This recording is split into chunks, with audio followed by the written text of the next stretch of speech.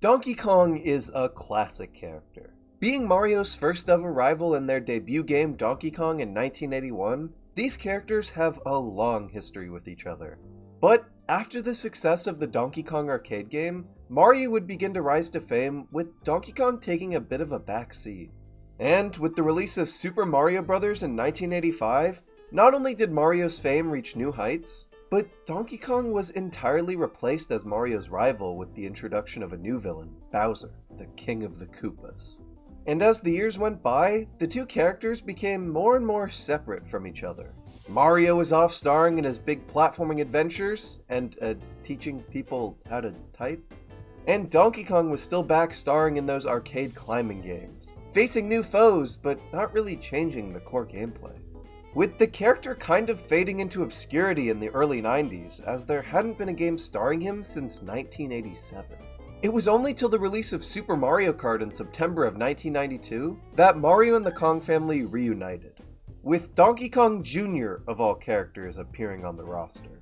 With this game, it was pretty much confirmed that Donkey Kong as a character was still alive and well as a part of Mario's cast of characters, just not starring in many games anymore, more so being a side character reserved for spin-offs.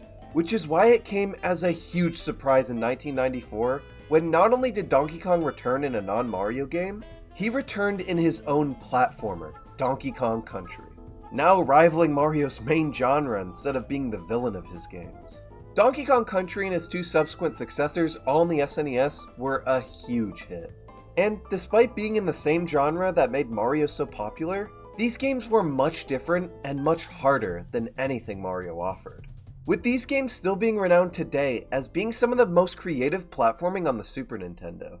But after the SNES, the Donkey Kong Country series seemed pretty dead, with no new entries in over a decade by the time of the Wii's release. However, that was until the Donkey Kong series shocked everyone again with the announcement and release of Donkey Kong Country Returns in 2010. This is a game that sat at the back of my head for years. I mean, it sounded pretty great, and I always thought the Donkey Kong Country games looked cool, but never really got around to trying it. But with the announcement of Donkey Kong Country Returns HD coming to Switch, I thought I'd finally get around to playing and beating it, and try to finally answer the question that's been on my mind for so long. My name is Mariomikester, and in this video, I'm going to try and answer one simple question. Is Donkey Kong Country Returns actually good? Released here in North America on November 21st, 2010, Donkey Kong Country Returns is the fourth entry in the DKC series, reviving it 13 years later. Development for this game started in early 2008, with Metroid Prime developers Retro Studios being chosen to work on it. The story behind this is pretty interesting too.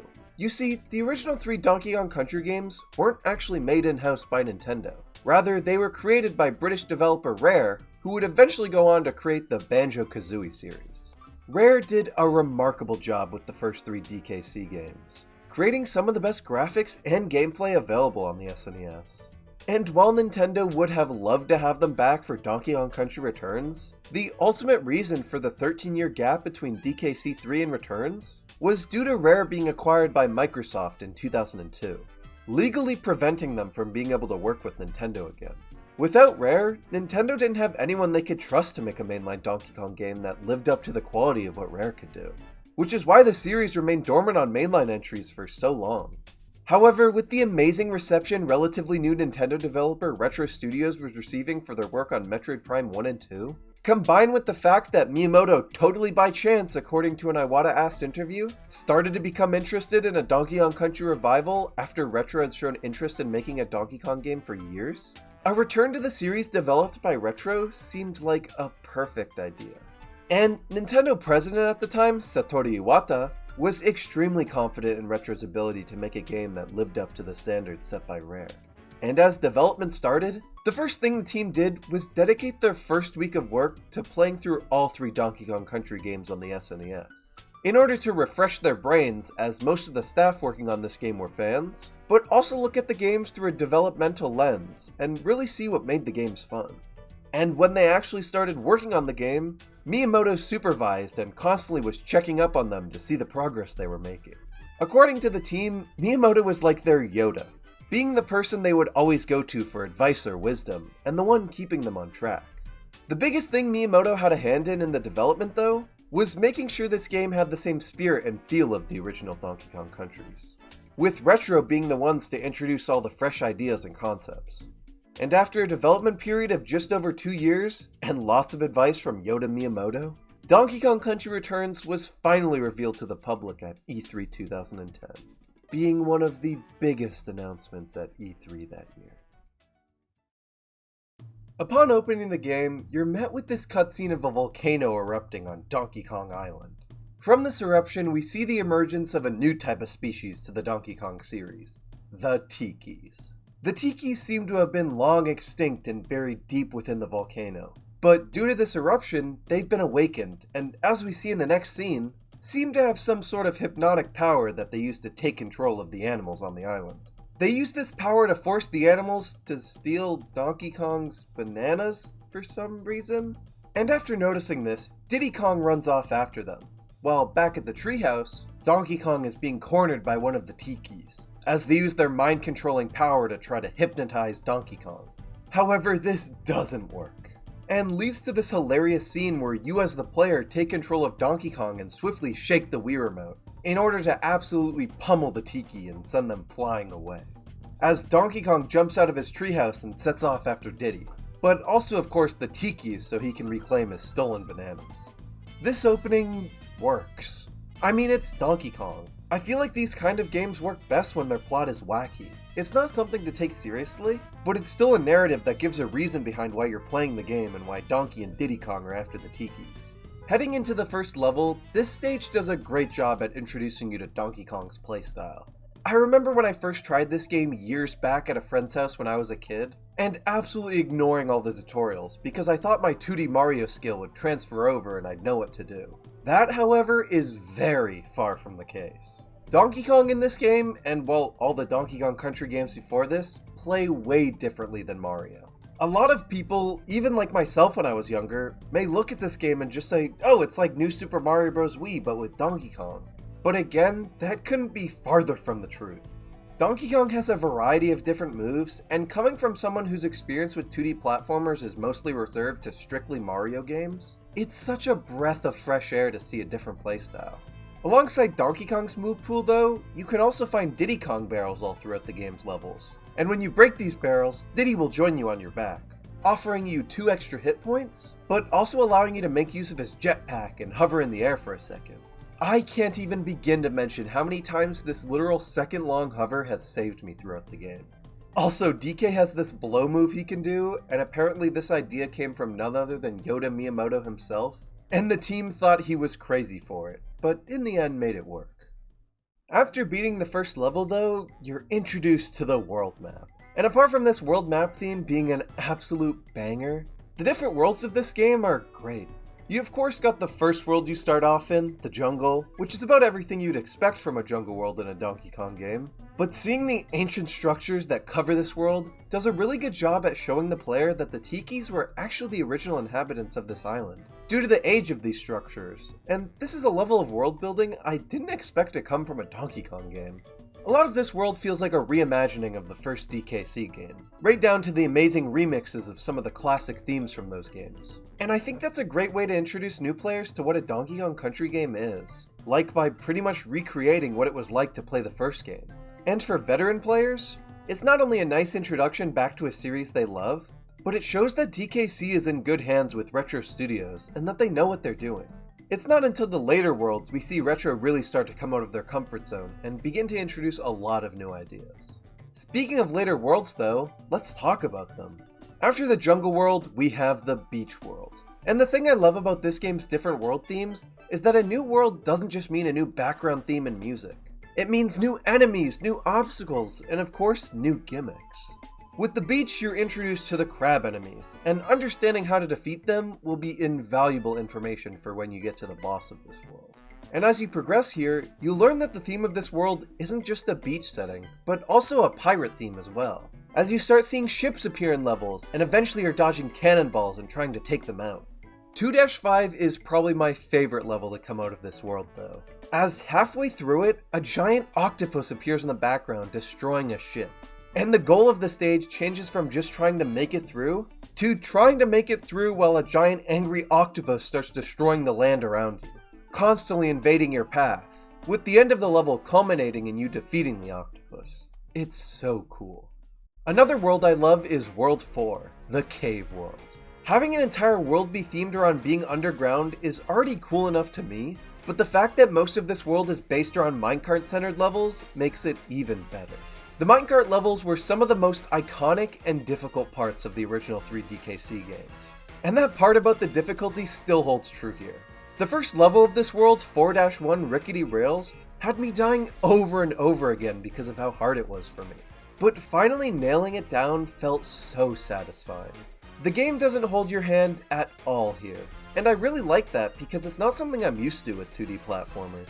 This world is also home to 4-4 Mole Patrol. This stage is all about the rocket barrel gimmick, which while introduced in DKC 3, really made its debut in this game, as it functions a lot differently here. Working more so as a Flappy Bird mechanic that I think works super well with this stage. Seeing that mole train blast through the cave walls and the moles start to fight back is amazing. Stages like this are what separates the DKC games from other 2D platformers. They're not at all afraid to change things up on you, and it leads to almost all the levels in this game feeling unique, and had me going out of my way to buy keys from Cranky Kong's shop to unlock the secret levels. These levels aren't just super creative in their design either. They also allow for a lot of exploration and hold tons of secrets. You see, each level has 4 main collectibles for you to, well, collect. Those being the bananas, the banana coins, the puzzle pieces, and the Kong letters. The bananas are pretty self-explanatory, functioning like how coins and rings do in Mario and Sonic games.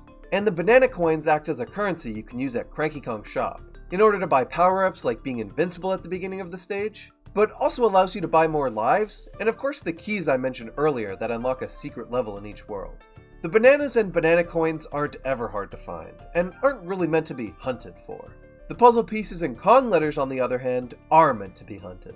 Each level, apart from boss levels, have either 5, 7, or 9 puzzle pieces to find.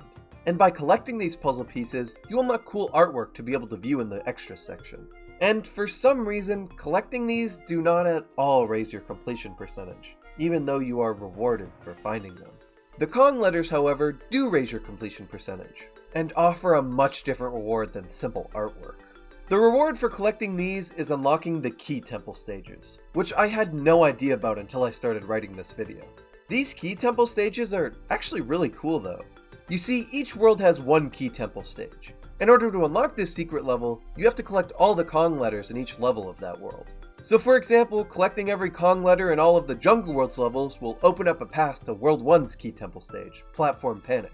Pretty similar to how World 9 works in New Super Mario Bros. Wii and U, but in my opinion, a lot cooler, because you don't have to wait till you beat the game to play these stages. These Key Temple levels are, as you'd expect, very difficult, but do give a really good incentive towards collecting the Kong letters. Overall, this game has a ton of cool optional collectibles, with the Kong letters obviously being the most important and most well hidden as they help unlock new stages. And even though this was my first time fully playing through and beating this game, one thing I couldn't help but recognize throughout my playthrough was the music.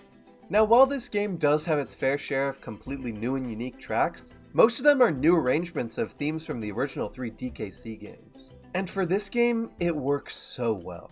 The music was a huge part of Donkey Kong Country's legacy, and getting the music right here was a big deal for Nintendo. And at the request of Iwata and Miyamoto, the song's soundtrack was composed to reflect this. You have so many new arrangements of some of the most iconic themes from the original games. And I absolutely loved listening to each new track I heard and seeing if I recognized it. Everything from the main theme to the map theme to even the famous underwater theme all return here, making the title of Donkey Kong Country Returns fit very well when discussing its OST. The only thing that disappointed me was that while the iconic aquatic ambience theme does return, since this game doesn't feature any water levels as Retro and Nintendo decided they wouldn't fit well, the theme only appears on one of the beach stages, and doesn't really fit as well as it could. Other than that though, the music is by far one of my favorite parts of the game. and something that I think should be appreciated a lot more when discussing this entry. But enough about levels and music. I think it's time we get into the bosses of this game. The bosses, to me, were some of the hardest parts of the game. And from someone whose main source of platforming is reserved almost entirely to Mario, bosses being a struggle in a 2D platformer was a bit of a surprise to me. The first boss you face off against in this game is Mowgli. This guy is a very good beginner boss, but that doesn't mean he's easy. He has 3 phases, with each phase seeing him become more and more aggressive, and turning a darker color. Out of all the bosses, I'd say Mowgli is the easiest, as you'd probably expect, but some of these bosses like Mole Miner Max in World 4 get a little unreasonably difficult in my opinion. I mean, I wholeheartedly welcome the difficulty of this game. It's one of the reasons I wanted to try to beat it so bad. But this fight is just too much. For starters, the fight takes place aboard a bunch of different moving minecarts, so you already know things are about to get crazy. But along with that, you are constantly left on your toes trying to avoid pickaxes being thrown at weird speeds, moles jumping up from under you attacking you, and minecarts suddenly derailing. In this respect, Donkey Kong Country Returns does an amazing job at being a revival of the series. Because while I may not like it, the original DKC games were very well known for their annoyingly difficult bosses. So them keeping to that and not babying it down for new players is pretty cool. At the end of the day though, while some of the bosses were a bit harder than I would like, they're still all really creative fights. And the reason behind the enemies you're fighting being that they're possessed by the Tikis is great. Before I talk about the final boss though, I did quickly want to mention the 3DS port of this game, as its existence just baffles me. In 2013, only 3 years after Donkey Kong Country Returns released on the Wii, Nintendo released Donkey Kong Country Returns 3D, an entire port of this game onto the 3DS. Now, obviously to make this work, the graphics had to be downscaled quite a bit, but apart from that, it plays almost identically to its Wii counterpart, even featuring some new levels alongside it to entice owners of the Wii game to buy it again. I have no idea why Nintendo decided to port this game to the 3DS 3 years after it came out, but it is kinda funny that with the announcement of the Switch port, it means Donkey Kong Country Returns has been playable on every single Nintendo console since the Wii. Overall, if you're looking for a way to experience this game before the Switch port comes out, or if you don't have access to a Switch, I would highly recommend the 3DS version over the Wii version. That is if you can deal with the lower frame rate and lower res graphics. And after battling your way around DK Island and up the mountain, you're faced with the final boss of the game, Tiki Tom. A very odd name for a final boss, but it rhymes with Donkey Kong and I think that's funny. Unlike all the other bosses in this game, there's actually somewhat of a level you have to play before you can fight him. Instead of just running up to them like you do in most boss levels, here you have one final rocket barrel level, with this stage seeing you ascend vertically instead of flying horizontally like usual. Not only do you have to move left and right to avoid hitting any obstacles, you also have to know when to slow down and speed up the rocket in order to dodge the moving obstacles. And makes for a really difficult final stretch before you get to face Tiki Tom. And after making it through that gauntlet, you finally get to face them.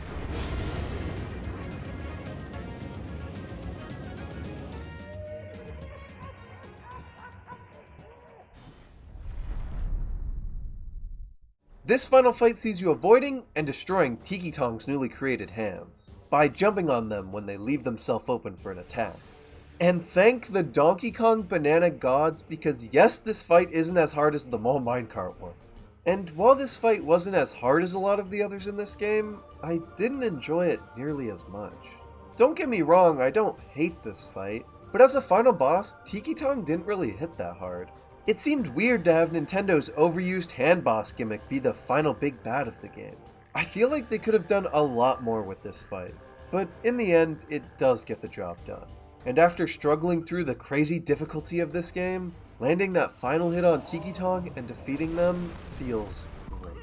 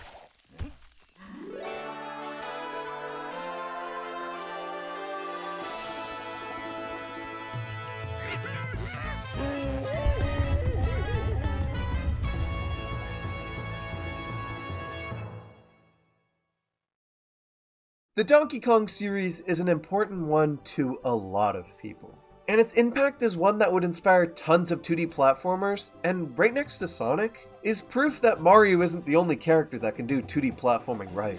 The original 3 games are classics of the SNES, and when people realized the series may not ever come back after Rare was bought out by Microsoft, it was incredibly disappointing. But thanks to Retro Studios' amazing work on the Metroid Prime games and Nintendo's clear trust in the studio, we were able to see the Donkey Kong Country series return in an amazing way. Donkey Kong Country Returns is a game that's able to stand alongside the original trilogy due to its great level of quality and how it sticks to the original feel of those games, while also introducing tons of new ideas that feel right at home, which is something a lot of revival projects aren't able to do. Everything from the music, the level design, the different worlds really immerse you in the land of this game. Retro Studios wasn't afraid to try new things here with the new and improved rocket barrel gimmick or the silhouette theme stages. And while the final boss didn't exactly hit the mark to end the game on the best note possible, the rest of the content here more than makes up for that. I mean, there's a reason this game wasn't just ported once, but is being ported twice. The amount of passion poured into this game makes it incredibly clear that the Donkey Kong series is in good hands. And with the amazing reception of the sequel to this game, Tropical Freeze, it's clear the future is looking bright for the Donkey Kong series. Well, that is if Nintendo would let Retro make the 8 any new games. But with DK's appearance in the Mario movie and the announcement of the DK Jungle section of Super Nintendo World, I'm sure we'll see more games in the future. So, to finally answer the question posed at the very beginning of this video, is Donkey Kong Country Returns actually good?